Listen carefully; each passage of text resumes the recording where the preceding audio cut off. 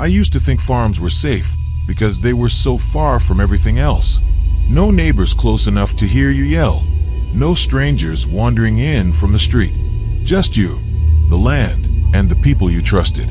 When I was 19, I took a summer job at a small dairy farm run by a couple named Henry and Marla. They were in their late 60s, gentle in that slow, country way. Always asking if I'd eaten. Always sending me home with jars of fresh milk and bread from Marla's kitchen. The farm felt timeless. The cows moved in lazy rhythms. The air carried the smell of hay and warm earth. And the only real noise at night was the hum of the milking machines cooling in the barn. But sometimes, when I'd walk back to the small cabin they let me stay in, I'd catch Henry standing in the field long after dark, staring at the fence line like he was expecting someone. He'd wave when he saw me, but his hand always dropped a little too slowly, like he wasn't quite ready to break whatever thought had him frozen there. I told myself it was nothing. I wanted to believe it was nothing. The days were quiet, predictable. I'd wake before sunrise, walk past the dew-soaked grass to the barn, and start the milking with Henry. He moved slowly, but his hands were steady, almost tender with the animals. Marla would call me in for breakfast. Thick slices of bread, fresh eggs, coffee so strong it left my fingers trembling. It should have felt safe, and for a while it did. But little things started to unsettle me. One evening, a storm rolled in while I was in the barn. The rain pounded the roof in deafening sheets, and when the lights flickered, I glanced toward the far stall. Henry was standing there, not working, not even looking at the cows, just watching me. His face didn't change when I met his eyes. He didn't smile. He didn't look away. Later that week, I woke in the middle of the night to the faint sound of a door closing. My cabin door was locked, but when I looked out the window, I saw the beam of a flashlight moving slowly along the fence line.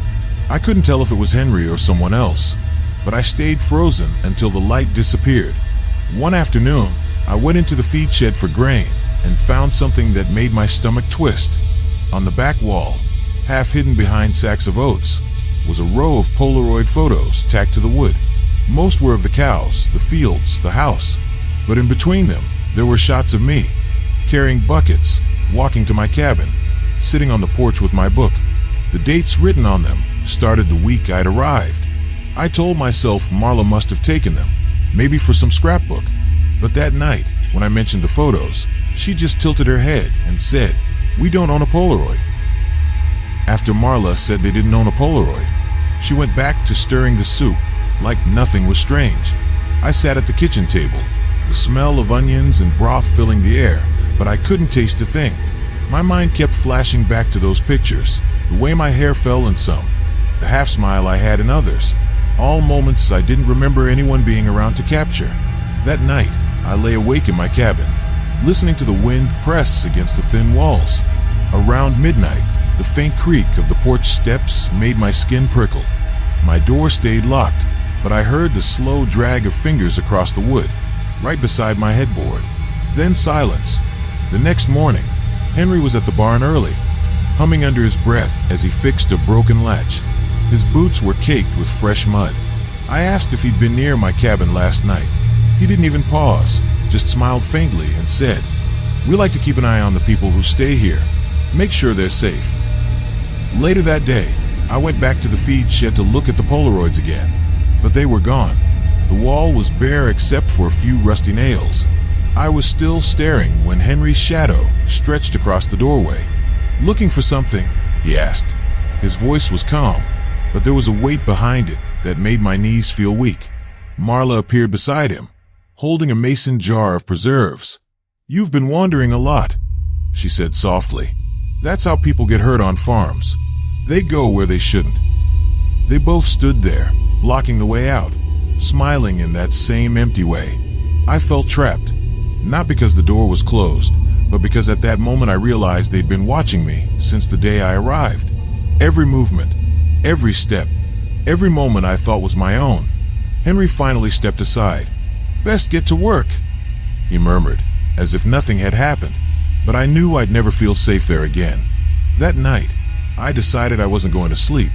I sat on the edge of my bed, boots on, bag packed, waiting for the hours to crawl by until I could leave.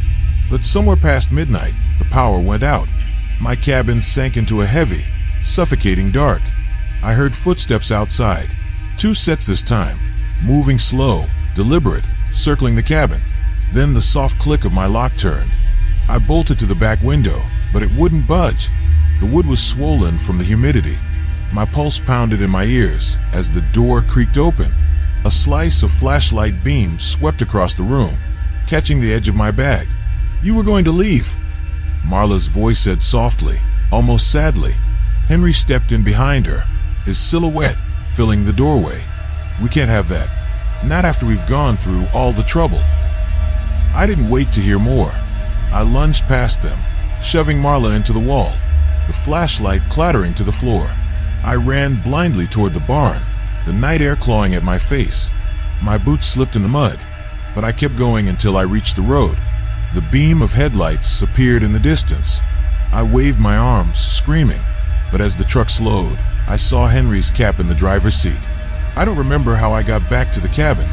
I only remember waking up at sunrise, my bag gone, the door wide open, and the smell of breakfast drifting in from the main house. When I looked out the window, Henry and Marla were sitting on the porch, smiling and waving like nothing had happened. I left 2 days later. I didn't tell them I was going. Didn't even pack much, just the clothes on my back and enough cash for a bus ticket. They didn't try to stop me. Henry loaded me into the back of the truck, drove me to town, and waved goodbye like I was just another summer hand moving on. For a while, I convinced myself they were just odd, that I'd imagined the danger. But sometimes, late at night, I still feel the heat of that flashlight beam on my face. I still hear Marla's soft voice saying, "We can't have that." It taught me something I wish I didn't know, that some people's kindness is just a net, woven so carefully you don't see it until you're tangled in it. When I think of that farm now, I don't picture the fields or the cows. I picture the way they sat on the porch that morning, smiling and waving, as if I'd never left at all. And maybe, in their minds, I never did. When I was a kid, my dad used to say, "Farms keep secrets better than people do." I never understood what he meant until the summer I worked for the Hollis family. They owned a huge property, fields of soybeans stretching so far you could lose sight of the house. It was just Mr. Hollis and his daughter, Lacey. She was around my age, quiet but polite, with a kind of shy smile that made you think she was harmless. Mr. Hollis was all charm, always offering me lemonade, always thanking me for being part of the family. The work was hard but simple, fixing fences, hauling feed, helping with harvest prep. At night, I'd stay in the small bunkhouse near the barn. The place had no locks, but I didn't think much of it. Every evening, Lacey would bring me dinner. Sometimes she'd stay to talk, asking questions about my life, my family, if anyone knew I was out here. I thought she was just being friendly, but the way Mr. Hollis watched us from the porch, never smiling, never blinking, always made me feel like I was in the middle of something I didn't understand. The days blurred into each other. Morning started with the low hum of cicadas and the smell of damp soil. I'd work until my shirt clung to my back, then eat lunch alone in the bunkhouse. Lacey would sometimes sit with me in the evenings, her hair pulled back, a little dust on her cheeks from whatever chores she'd been doing. She didn't talk much about herself, but she asked a lot about me, what my parents did, where I grew up, if I had anyone waiting for me back home. At first, I didn't mind, but after a while, her questions felt too specific, too pointed, like she was trying to fill in a puzzle. Small things began to unsettle me. Once, I came back from the fields and found my bed neatly made, my clothes folded. I never made my bed. Another time, my boots were sitting outside the bunkhouse door, scrubbed clean. One night, as I was closing the barn, I saw Lacey at the edge of the field, half hidden in the soybeans. She was standing perfectly still, facing my bunkhouse. When she realized I was watching, she smiled faintly, then turned and disappeared into the rows, without a word. Mr. Hollis grew stranger too.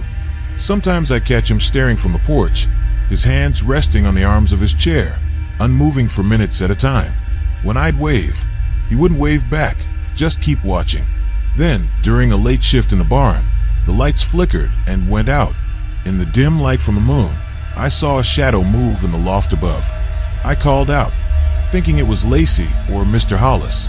No one answered, but when I went back to the bunkhouse later, my window was open, and on my pillow was a folded note that just said, "Don't leave." I didn't sleep that night. The note sat on the table beside my bed, its single sentence burning a hole in my thoughts. By morning, I convinced myself it was some kind of joke, Lacey trying to spook me maybe. But when I saw her at breakfast, she didn't mention it. She just pushed a plate toward me and said, "You should stay inside tonight." Her tone wasn't playful. It sounded like an instruction. Later that day, Mr. Hollis asked me to help move some heavy equipment into the far end of the barn. I followed him through the wide doors, but instead of heading for the tractor, he led me to a locked storage room I'd never noticed before. The door creaked when he opened it, and the air inside was stale, like it hadn't been touched in years. Against one wall sat a narrow bed. Beside it, a small table with a stack of notebooks, their covers worn and smudged. I picked one up. Inside were names, dozens of them. Dates, too. Next to each name, a word, stayed, gone, or sometimes just an X. My stomach tightened. "Farm works lonely," Mr. Hollis said behind me. "Sometimes people need a reason to stick around." I asked what he meant, but he only smiled faintly. "Lacey likes you," he said. "She's been keeping track." The hairs on my arms rose. Keeping track of what? I didn't ask, because I didn't want to know. That night, I kept my lamp on and sat by the door, listening. Around midnight, I heard 2 sets of footsteps outside. Lacey's voice, low and urgent. "He's not ready yet." Mr. Hollis's reply was colder. "He doesn't have to be." The handle turned once, twice. Then the footsteps moved away. In the morning, Lacey brought breakfast like always, but there was something different in her eyes, something sharper. She glanced at my packed bag in the corner, then at me. "You shouldn't leave," she said softly. I waited until nightfall to make my move. I told myself if I could just reach the main road, I'd be fine. But the farm felt different after dark, the fields bending in the wind like they were trying to close in. I stepped out of the bunkhouse as quietly as I could, bag over my shoulder. The porch light at the main house was off, the windows black. I'd made it halfway across the yard when I heard it. Lacey's voice, soft but close. "Where are you going?" She stepped out from behind the barn, holding a lantern. The glow lit her face in a way that made her look older, harder. Before I could answer, Mr. Hollis appeared on the porch. "You weren't invited to leave," he said, his voice calm, almost tired. I turned and ran for the fields, the soybeans whipping at my arms. Behind me, the lantern light bobbed and swayed, and I could hear Lacey calling my name, sweetly, almost like she was coaxing a stray animal. The rows all looked the same. I thought I was moving toward the road, but the ground sloped, and soon I was in a low, muddy gully. My boots are stuck in the muck. Somewhere above me, I heard the scrape of boots on dry earth. Then the lantern light bloomed at the edge of the gully. Lacey crouched down, her face just visible in the glow. "Don't make this hard," she whispered. I scrambled backward, slipped, and by the time I found my footing, the light was gone. The field was silent again. When I finally stumbled back to the bunkhouse at dawn, my bag was gone, and the note was back on my pillow. "Don't leave." I left the farm a week later when another worker drove into town for supplies. I didn't tell him what happened. I didn't tell anyone. I just kept my head down, sat in the passenger seat, and watched the fields blur past. For a while, I convinced myself it was all in my head, that maybe the note was a joke, the voices in the night, just the wind. But every so often, I'd wake in my apartment miles away from that place and swear I could hear her voice at my window. I learned something there that I wish I could unlearn. Sometimes people aren't trying to hurt you all at once. Sometimes they're patient. They wait. They make sure you belong to them before they close the gate. I don't talk about it much anymore, but I still lock my door, even in the middle of the day. And every so often, I catch myself glancing over my shoulder, not for strangers, but for someone I thought I knew. It felt like the perfect place to disappear for a while. My uncle's farm sat on the edge of a flat stretch of land that seemed to touch the horizon. No city noise, no traffic, No deadlines, just rows of corn swaying in the wind and the creak of the barn doors in the evening. I'd been through a bad breakup, and when Uncle Ray said I could stay for the summer, I didn't think twice. He was family. He'd always been the quiet, steady kind of man who fixed broken fences and gave you an extra scoop of ice cream without making a big deal out of it. The first week felt like breathing again. We'd wake before sunrise, work until our shirts stuck to our backs, and then eat dinner on the porch while the crickets sang. But there was something about the nights that made me uneasy. Not the kind of fear you can point at, more like the sense that someone was watching from just beyond the tree line. Uncle Ray would linger outside after dark, leaning against the fence, staring into the fields long after I'd gone inside. One night, I joined him, trying to see what he was looking at. "Coyotes," he said without looking at me. "They watch, they wait. You just gotta watch back." His tone was flat, almost rehearsed. I laughed it off, but later that night, lying in bed, I swore I heard footsteps in the dirt outside my window. Slow, careful. I started noticing little things missing from my room. A sweater, a book I'd been reading. At first, I blamed myself for being messy, but when I found my missing sweater folded neatly on the porch swing one morning, I felt a shiver crawl up my spine. A week later, Uncle Ray told me he had to go into town for supplies. Hours passed. The sun set. He didn't come back. I sat at the kitchen table, watching the road, when I heard the screen door creak open. I thought it was him, until I saw the man standing in the doorway. He was tall, gaunt, with eyes that didn't blink enough. His clothes were worn, dusty, like he'd been walking for days. "You're not supposed to be here," he said softly, almost kindly. My mouth went dry.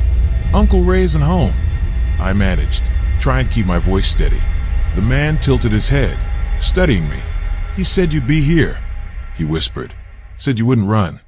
My chair scraped loudly against the floor as I backed away.